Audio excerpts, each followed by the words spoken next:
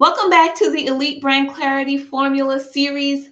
I am so excited that you have come this far in the journey. Today, we are going to wrap up with the sixth and final step.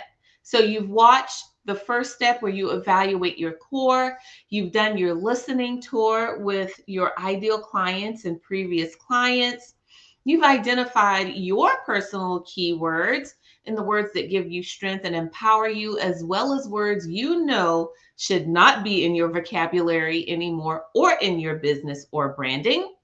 You've tested everything that you are working on against the vision that you have for your brand and have begun, hopefully, eliminating some things. So often, what I find is that women at this stage, while they are preparing to do the one thing, they are likely consumed by building a lot of products and services and trying to figure out how to make it all make sense to put it in packages. And so often, because we are focused on building and building and building, we often neglect doing the one thing and getting it done really well. And we experience a disconnect from who we serve because we are working so hard in building the business. We've got systems everywhere, but no processes, or we've got all of this amazing content, but not one place where we can get to it all. Getting clear about your one thing is going to help you either eliminate a lot of that, or it'll help give some clarity to the puzzle pieces that you already have, and you'll start seeing that picture form and take shape. What if you could create a blueprint for your entire brand in one sentence, and it helps shape every single thing you do from today forward? That way you can have a peace of mind about what you're doing next and continue to move toward the vision that you know you have for you, your business, and the life you intend to live, the legacy you intend to leave, the generational wealth that you know you are called to build. The question of today is, can you clearly deliver your brand message to your ideal audience? And not just can you deliver it, but can you deliver it in a concise way, in such a clear way that you instantly appear as the authority? Are you able to deliver this one message, this one thing in such a way that anyone who interacts with you is going to ask you, oh, really? How do you do that? How does this work? Where do I sign up? This is the power of having your one thing nailed down and the focus of today's exercise. So I'm going to introduce the 731 framework that I give all of my students, and this is the exact same framework that I used myself while I was building my brand. And I recommend that you go through step by step. Some people call this the pitch pyramid, but at the end of the day, you're not pitching anything. You are affirming the work that you do, why you do it, and why no one else can do it better than you. It's not the same thing as pitch. Pitching has its place. There are elevator pitch frameworks and all of that. This is the core of every other thing that you will say moving forward. This is the core of your marketing, your pitching, your sales. It all starts with this one thing framework. When we look at companies that have successfully launched the one thing well, I look at Apple. Imagine if your brand is like the Apple brand. Imagine if you have all of the resources at the ready and you are about to go out and tell the world what it is you do. How prepared are you to do that? I look at how Apple began its process, and they started with their one thing statement as well. I went and pulled their one thing statement, their mission and vision statement off of their site. And though they used 8 words, their goal is to provide the best user experience to customers through innovative hardware, software, and services. Now, if we toss out the filler words of the to and the through, they have 7 words. The to, the through, and the and, they have 7 words. Here's why Apple exists. They tell you in their statement. They exist to provide the best user experience to their customers through innovative hardware, software, and services. That is their 7-word framework at work and in action. It makes people say, oh, really? How?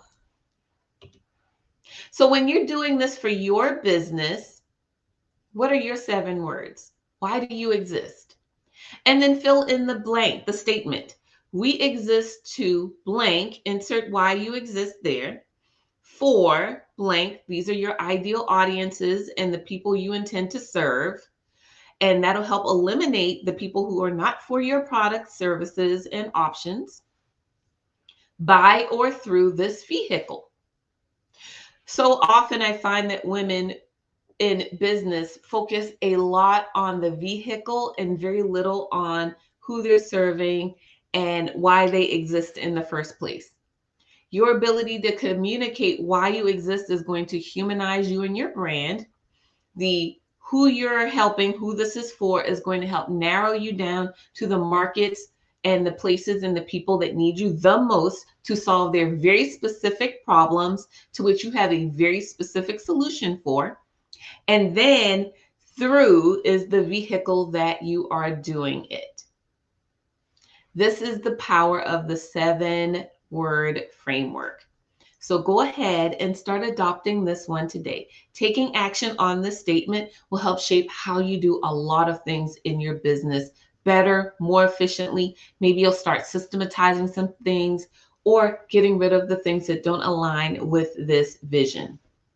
While you're going through this exercise, recall every single thing that we've already done together. Look at your expertise. Look at your skill set. How's that different from other people in your industry? Or if you're creating a new industry, what is that going to mean for our collective human experience? What are those power words that ignited a fire under you to start this business in the first place? What were those testimonials and those very specific words that people used when they affirmed all the great work that you're doing? And how does all of this align to the vision that you have for you, your business, and your brand? Next, going back to our apple analogy, because again, imagining that we've got the power of the apple, this is their one thing in 3 words. This is how they are going to deliver that excellent and innovative experience to their customers. They're going to make great products. Now, did they say what those great products are going to be? No. That's the mystery and the curiosity behind the brand, because now as a consumer, we're saying, oh, really? What are those great products? Each one of your statements should leave people with a question that only you can answer. The questions that the individuals that value you the most are going to ask, oh, really? What makes your product great? What are those products? What are those services? What makes those services great? What are your 3 words? And these 3 words could be a full sentence like make products great, or they might be something with a comma, like you do this for this, or this and this. When I thought about my 3 words, because again, I believe we should be students of our practices, I thought, well, if I'm on this mission to help 1 million women build with intention in industries that they already love, what might my 3 words be? And my 3 words were build legacy-worthy brands. I am not here for people who simply want to build a business for the sake of having a business, or they want a get rich quick scheme, or they don't want to do something that's going to leave something for the next generation. Those are not my people. My people are the women who want to build legacy-worthy brands, and they want a pathway on how. They want the roadmap and the strategy on how to get there. And that's typically what people ask me. Oh, you're going to help me build a legacy-worthy brand? How do you do that? Great question. Let me show you how. You don't launch into all of the things and the products and services. You launch into, here's what I do well. Every part of my expertise and skill set and background went into developing this framework to help other women like you develop and build a legacy worthy brand. And then the last thing that the Apple organization did, I recall a speech that Steve Jobs did when they were releasing the iPhone, because this was the next iteration of the product, of the products that they offer. And he got in front of millions of viewers and live stream and said this really powerful statement. And for those who were listening intentionally, they got it. He said, with all of the bells and whistles and functionalities that come with this iPhone, from text messaging and listening to music and all of these things in one product, it's a phone. That is the power of the one thing. Does the iPhone let you text message, send emojis, check your email, download apps, play games, do all of the things? Yes. But those are features and benefits of the one thing that this phone was designed to do. And that is designed to let you talk to someone. It is a phone. It is a phone. Are you able to tell people exactly what your service is in 1 or 2 words? That is the power of having an elite brand. That is the power of having one. And when you get to that one thing, you realize that your product line is endless.